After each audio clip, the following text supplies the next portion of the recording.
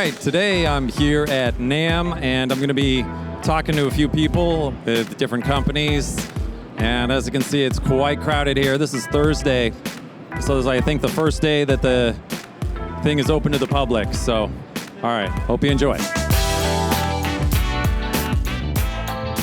All right, today I'm here with Dan, who goes by Shimmy, with Korg today, and we're going to take a look at the multi-poly. I'm going to hand this over to him.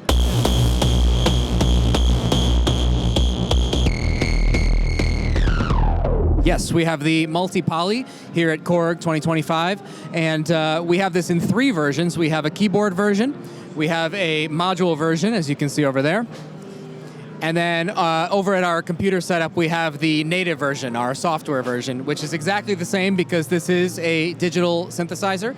At first glance, it is certainly an homage to the original Korg monopoly, but it is so much more than that.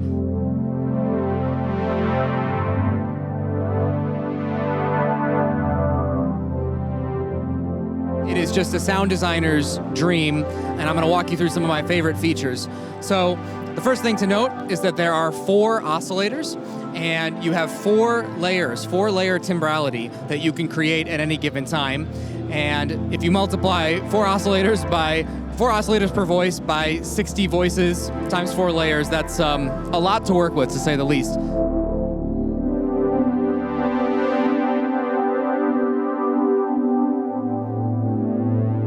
On the oscillators, you have a classic mode, which is kind of what you'd expect, you know, your saw waves, square, sine, all that good stuff. Digital is the wavetable, and you can put your own wavetables on here as well. And then the wave shaper is like a wave folder. So you're really blending a lot of East and West Coast synthesis with this amazing synth.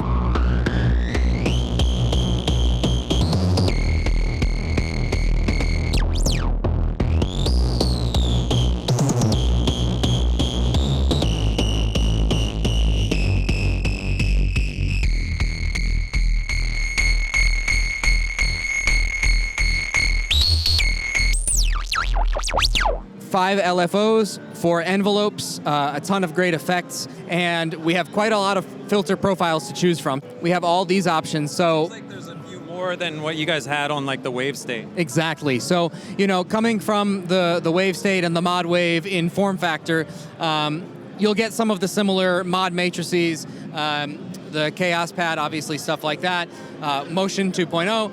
But no, it is a completely redone synthesizer, and these are the highest quality digital. I think the aliasing is ridiculous. Like, it is such a high quality, completely rewritten approach to the filters.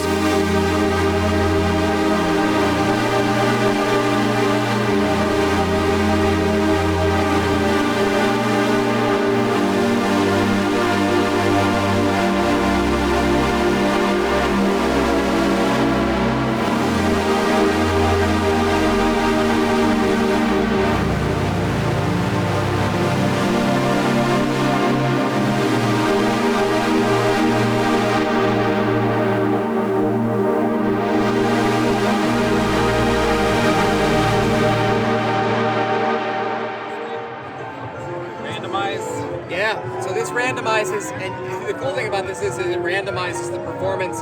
You can choose the whole thing and at what percentage you want it to randomize. So you can control it, or you can have it do specific presets too. Let's just try some random ones. The performance and see what it does. Yeah, let's do it. Even if it sounds horrible, let's move some knobs and see what it does. I'm so down. It's randomizing. All right.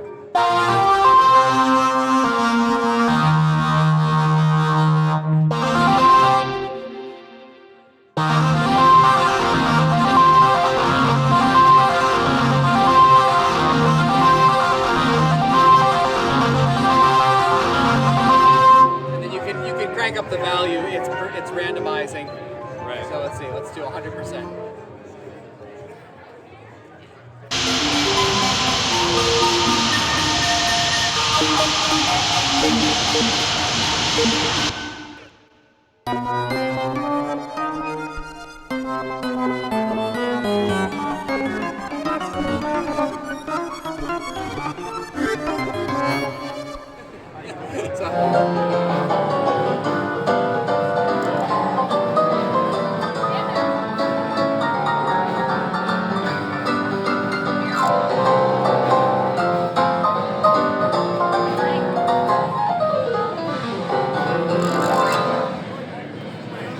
right, here I'm at NAMM Show with Formula B, and we're going to be conducting this interview in Italian. Ok, ciao, Marco, è di Formula B pedali, e questo qui sono tutti pedali al NAMM, prima volta? Grazie. Il nostro pedale più venduto include in una sola scatola il fuzz e il treble boost. Sono, diciamo, effetti anni 70 e erano i preferiti di Stevie Ray Vaughan e ovviamente Jimi Hendrix. Noi facciamo pedali ispirati ai suoni vintage anni 70 normalmente.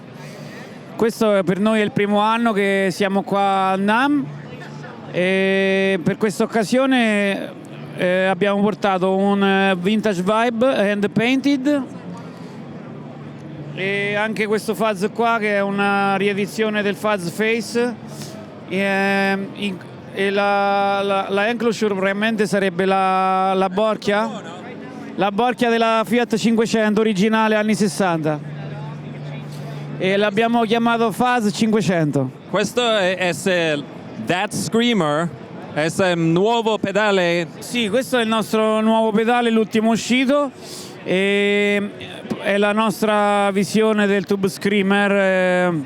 Abbiamo utilizzato i nostri pedali vintage perché noi collezioniamo pedali vintage originali, confrontato le varie versioni, Tube Screamer 808, TS9 e Tube Screamer 10, e questo pedale li include tutti e tre. Ci sono dei switch internamente, uno decide prima e poi lo imposta.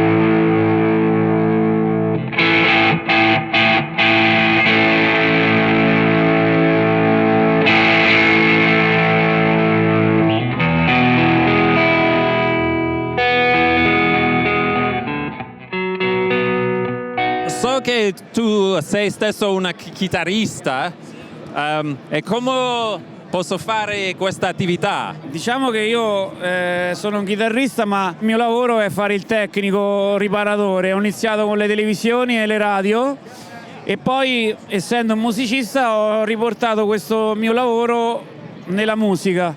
La mia attività nasce nel 1999, quando che riparavo questi apparecchi radio, e poi nel tempo mi portavano a riparare dopo anche amplificatori, pedali, così, e un amico mi ha suggerito di iniziare a costruirli. Bravo. Ecco, ho questo pedale super flexi, è il mio pedale drive preferito. The knob layout è molto semplice, però è il suono bravissimo. C'è un amplificatore specifico che questo in modo... Sì, praticamente il progetto di questo pedale, che tra l'altro è il primo nostro pedale, costruito nel 2016 ormai, il progetto nasce dal circuito del preamplificatore del Marshall JTM45 e noi facciamo tutto, dalla grafica alla disegno, pittura, ogni cosa. Nessuno fuori di me fa cose qui in sede, solo io. Vintage vibe è veramente un bulb, sì? Sì. Dentro c'è una lampadina, bulb, come l'originale, e delle fotocellule che captano la luce e cambiano il suono che passa dentro. Suonissimo.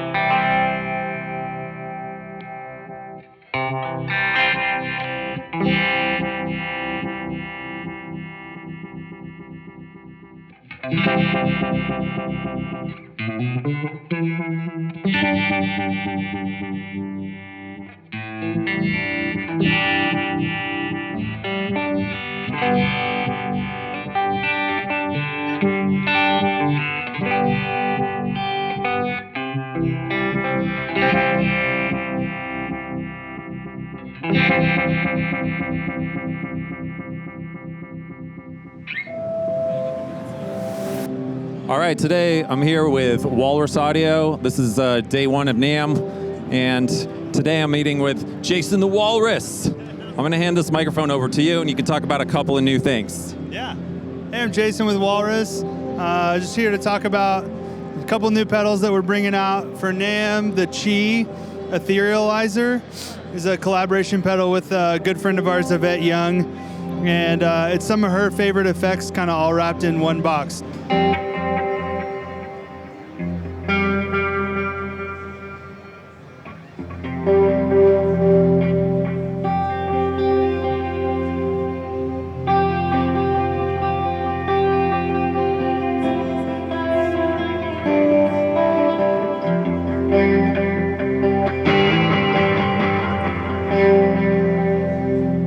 Each column is a different set of effects controls. So on the first column here we have chorus, and 2 different flavors of chorus there.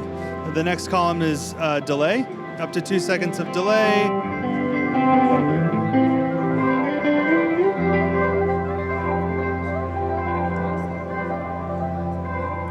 And then this column here is a granular component, so we're able to have grains playback in time with your delay, or you can have them randomized. That's what grain cloud mode is here.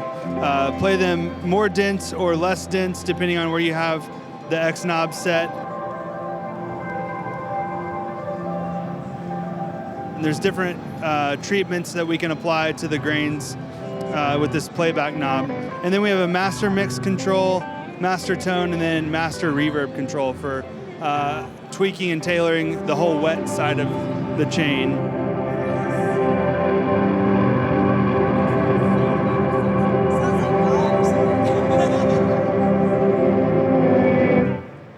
Anyway, those are my favorite settings. Does anyone have any questions? And obviously, after this demo, please come up and play with it. And then the other thing is the Canvas rehearsal pedal. So we were needing a way to, wanting a way to practice quietly with pedal boards nowadays with amp cab simulators like the ACS1. Some people like to run like reverb and delay after the amp modeler, which is what I like to do. And when you do that, you kind of lose the ability to have a headphone output from the ACS1 that has those wet effects built in. So we came up with a rehearsal, but this is great because it has Bluetooth, so you can stream from your phone and mix that audio in with your pedal board audio, and then run that to a headphone output and be able to practice and play along with songs quietly, right? So good for a home where, you know, folks are sleeping, maybe kids are asleep, or a hotel room practicing, you know, the night before a gig. It also has a metronome built in, so you can mix that into the headphone as well. You can dial that into whatever BPM and meter that you might need. You can dial that in. You can turn the accent on and off. Yeah. And then you can, of course, run in with an aux cable as well if you don't want to use Bluetooth. But yeah, lots of fun stuff. Come by and check stuff out. Thank you so much. Bye. Thanks a lot.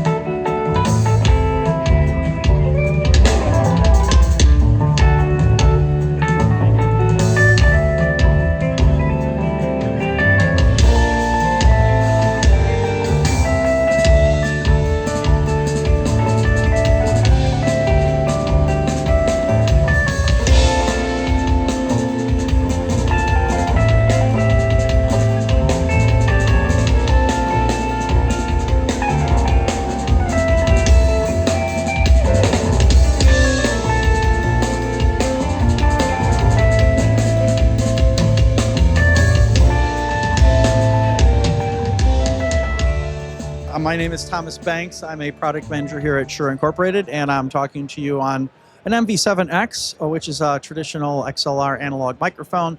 I am running that into our new MV7i. The MV7i here, we just launched 2 weeks ago at CES. It's basically a 2-channel interface in the form of a microphone. So the first channel is basically the microphone. The second channel is on the back. It has a combo jack that can accept a 1/4-inch input or an XLR input. So when it has all the features that the MV7 Plus does, but it has those features available for a second channel. So that's kind of neat. It's kind of like a simple plug-and-play solution for people that are podcasting or music creating. You access the settings through the app. The app allows you to configure the firmware. All of the DSP and things run inside the microphone, so you don't need to use our app other than for configuration and setup. The neat thing about it is once you plug in a second input, that tells you that on the LED panel. It splits the surface into 2 mute surfaces, and then it's going to apply DSP based upon what input type that is. If it's a 1/4-inch instrument input, it's going to turn off the voice DSP, and if it's an XLR, it's going to assume that it's a microphone, and it's going to turn on the speech DSP. So the speech DSP that's available for the microphone and available for the second microphone is real-time denoiser, which basically makes all the background noise go away. We're on a very noisy floor right here. By the way, we're going to listen just for a second on the camera microphone, so you can hear just how noisy it is in this room and how much this Shure just really cuts out all of that background noise. Right. And the other thing is that when it detects a second input, it puts something on called Smart Gate. It's basically going to gate the microphone whenever it doesn't hear. So right now I'm talking to this microphone. You're not talking to that microphone, so that microphone is going to be gated off. Right. So it avoids crosstalk, reduces like you getting bleed from your different sources on your different channels, and keeps your separate audio tracks clean. It's going to try to pull up the app over here and just run through this. We're looking at this on the iPad library. So if I go out here, you see there's my 2 inputs right now. This one is detecting a 1/4-inch input because this one over here is plugged into a guitar. Mix down mode, these are the 3 modes I was talking about, multi-track mode, and then the stereo mode is if you have a stereo input here, you can preserve that stereo track and maybe talk over it, like if you have a mix from a board or you're using pre-recorded music and you want to talk over that music for your podcast. One thing I just wanted to point out that this microphone is really set up to be like super user-friendly, and this panel that he's talking about is a little bit more geared towards people like me who already know what they want and are looking for a little bit more, manipulatable things such as like the gain. Yeah, we have the denoiser on and the auto level mode on. But again, yeah, exactly. If you want to set everything yourself and you want it to be all manual, you can go into full manual mode with this. You can turn off all the DSP. If you switch it into stereo mode, you'll see some different things there, but basically there's a lot you can configure on this. Yeah, that could be great for something like a headphone out from a synthesizer if you wanted to just That's how I did it when I was at CES. We brought a micro Korg stereo synthesizer, yes, and we had that set up exactly. Yeah, it was fun. A lot of fun. Anyway, that's about it in a nutshell, I think. We put a lot of things in here in terms of the DSP, the hardware detection, and the ability to do things automatically for you when it detects that input, right? It splits the mute surface into 2 mute surfaces, and it applies the Smart Gate automatically. One cool thing is there's also this nice, if you see it while I'm talking, it's actually showing you a little bit of my input level on this LED screen. And you can configure that like you can the 7. You can make it any color you want. You can take it out of this live meter mode and you can have it pulse, or you can have it in a solid color that you like.